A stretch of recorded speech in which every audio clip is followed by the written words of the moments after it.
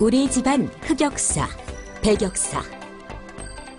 참조 2, 흑역사, 일본어로 쿠로레키시란 애니메이션 작품 터네이 건담에 등장한 용어로 극중 과거에 일어난 우주전쟁의 역사를 가리킨다.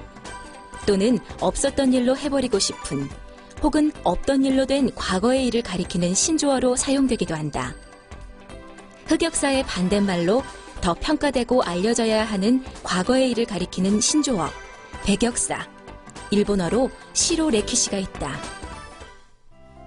등만 긁어도 애가 생겼던 조부모. 아버지는 구남매의 셋째, 아니 정확하게는 넷째다. 구남매라. 예전 기준으로 봐도 대단하다. 독자였던 할아버지는 자손 번창의 의무감이 대단했던 모양이었다. 그래도 그렇지, 그게 뜻만 갖고는 안 되는 일인데 부부지간에 등만 긁어도 애가 들어섰나 보다. 할머니는 더 대단하다. 할머니가 시집 왔을 때 나이가 16살. 손귀한 집안에서 아들 내리 7을 낳고 내처 딸 2을 보았다. 집안으로서는 복이 넝쿨째 굴러들어온 셈이었다. 손귀한 집안에서 자손을 많이 본 것은 기뻐할 일이었다. 하지만 이 많은 식구들은 도대체 무엇을 먹고 살았을까? 농사지어서 호구하는 것은 애당초 불가능했다. 예전 집성촌에선 집안 어른이 일가 어린이들에게 한자를 가르쳤다. 한자를 배웠던 할아버지는 일가들의 도움으로 논산 강경에 있는 우체국에 취직했다. 할머니는 젓갈의 고장 강경에서 여느 여인네들이 그러하듯이 새우젓 장사를 했다. 내외가 아무리 열심히 일해도 가난에서 벗어날 수가 없었다. 배고픔은 일상이었다. 아침 먹고 점심은 따로 없었다. 저녁은 할머니가 팔다 남은 새우젓국에 보리밥이 전부였다.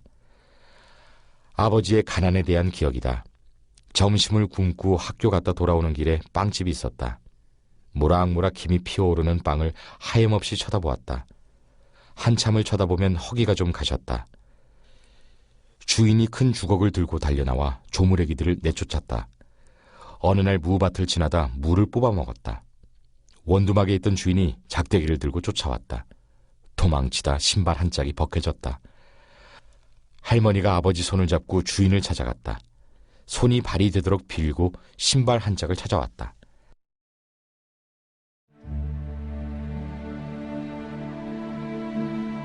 가난한 집안에 기대를 저버린 둘째 아들.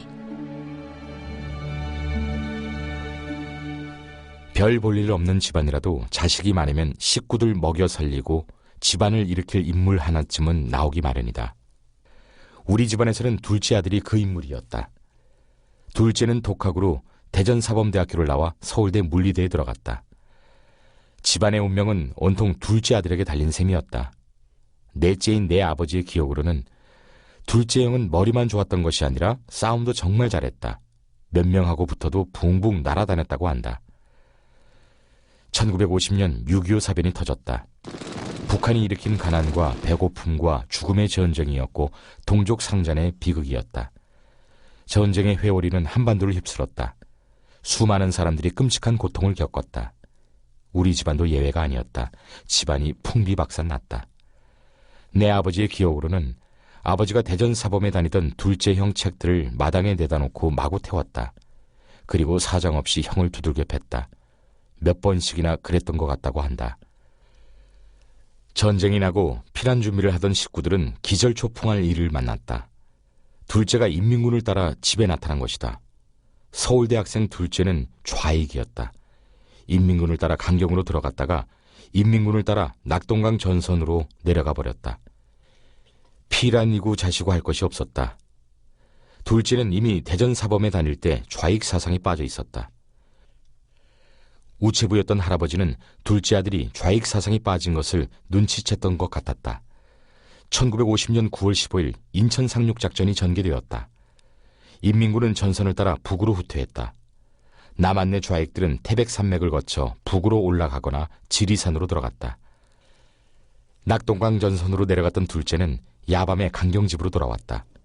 할아버지는 둘째를 집 근처에 토굴을 파고 숨겼다. 토굴 생활은 오래지 않아 끝장났다.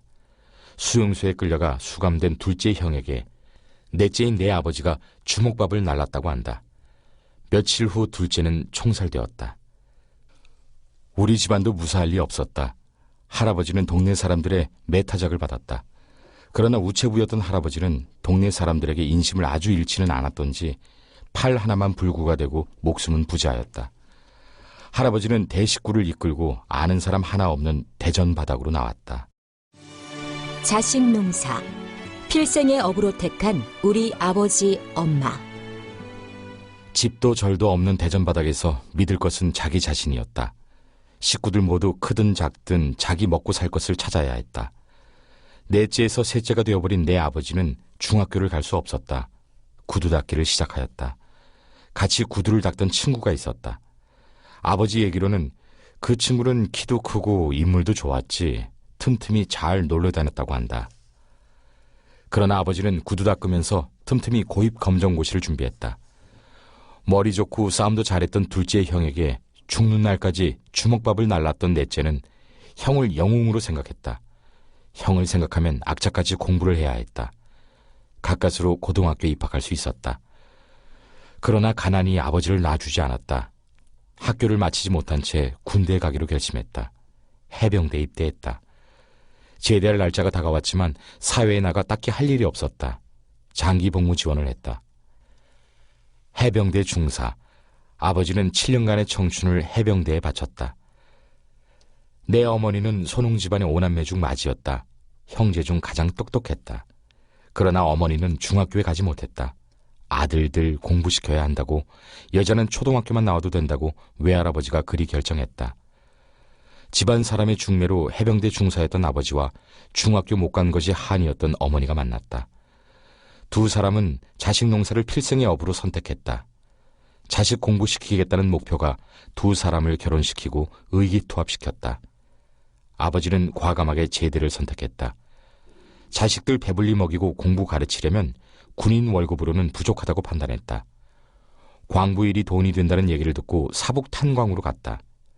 어느 정도 돈이 되었지만 자식 공부시키는 데에는 적당치 않다고 내외는 판단했다. 다시 대전으로 나와 가내 공장을 시작했다. 아버지는 손재주가 남달랐다. 아버지 머릿속에 해병대 시절 미군들이 쓰던 걸레 청소 도구가 떠올랐다. 엎드려 뻗쳐 자세로 엉덩이를 쭉 올리고 이쪽 끝에서 저쪽 끝까지 밀고 다니는 걸레가 아니었다. 걸레에다 마포자루를 붙인 마포걸레였다. 마포걸레로 어느 정도 돈을 번 아버지는 집 마당에 맛도 공장을 열었다. 맛도 공장. 매트의 일본식 발음으로 마루 아래 대돌에 신발 흙 털 수 있도록 만든 철 스프링. 70년 오토바이 붐이 불자 오토바이 헤드라이트 전구 공장으로 바꿨다. 집 마당이 공장이고 방이 포장 작업장이며 완제품 창고였다. 집에서 사는 게 아니라 공장에 얹혀 사는 것 같았다. 늘 공장이 돌아갔기 때문에 일요일이라는 개념도 없었다. 반공일, 즉 토요일이나 일요일에 우리 형제들은 학교에 안 갔지만 부모님은 늘 일을 했다. 휴가란 1년에 몇 차례 부모님이 개모임에서 놀러갈 때뿐이었다. 새벽부터 직원들 밥 먹일 준비하는 어머니와 작업 준비하는 아버지 때문에 우리 형제들은 새벽잠이 모자랐다. 아침에 눈곱도 안 떨어진 얼굴로 눈 못 뜨는 아들 삼형제를 밥상에 앉혀놓고 아버지는 얘기했다. 야, 이놈들아. 식전잠이 없어야 어디 가서 밥 안 굶는 거야. 그냥 한이 된 서울대. 둘째 큰아버지 얘기를 들은 것은 중학교 3학년 때였다. 학교에서 운동하다 친구가 까딱하면 죽을 뻔했던 대형 사고를 치고 난 한참 후 아버지가 얘기해줬다. 용태야, 잘못은 용서를 빌고 고치면 된다. 아버지가 책임지겠다. 대신 너 꼭 서울대 한번 가봐라. 정치학과. 그때보다 더 어렸을 때 큰 집에 제사 지내러 가면 큰아버지, 작은아버지, 당숙 할아버지 등 어른들께서 우리 사촌들 쭉 모아놓고 얘기하곤 했다. 우리 집안에도 누군가가 빨리 서울대에 가야 하는데. 우리 사촌 형제들도 얼추 공부는 했지만 서울대 간 사람은 없었다. 내 친형이 집안의 기대를 모았으나 부응하지 못했다. 이제 나였다. 집안, 아니 자식 농사를 필생의 업으로 선택한 우리 아버지 어머니의 비원을 들어드려야 했다.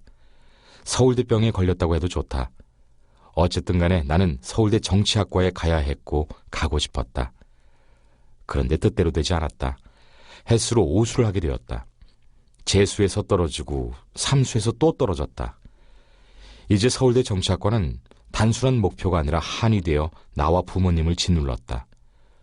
어머니는 우리 둘째 너무 불쌍하다고 이제 그만두라고 했지만 아버지는 아무 말도 하지 않았다. 지가 하겠다는데 그냥 놔둬. 삼수하고 떨어진 그해 89년 3월 보충역으로 입소하여 90년 9월에 소집 해제됐다. 입시까지는 석 달 남았다. 마지막으로 도전하기로 했다. 대전에 있는 조그만한 학원에 입학했다. 졸지에 학원에서 나이가 가장 많은 사람이 됐다. 보고 또 보았던 책들이라 지겨웠지만 마지막으로 생각하고 이를 악물었다. 학력고사 날이었다. 수학을 완전 망쳤다. 그렇게 서울대 도전은 실패로 끝날 모양이었다. 하지만 기적이 일어났다. 모두가 수학을 망쳤던 것이다. 나는 수학이 약했는데 수학 잘하는 선수들도 수학을 망쳤으니 기사회생의 동아줄을 잡은 셈이었다. 전혀 우수하지 않은 성적으로 정치학과 합격문을 닫고 들어갔다. 정치학과 91학번이 되었다.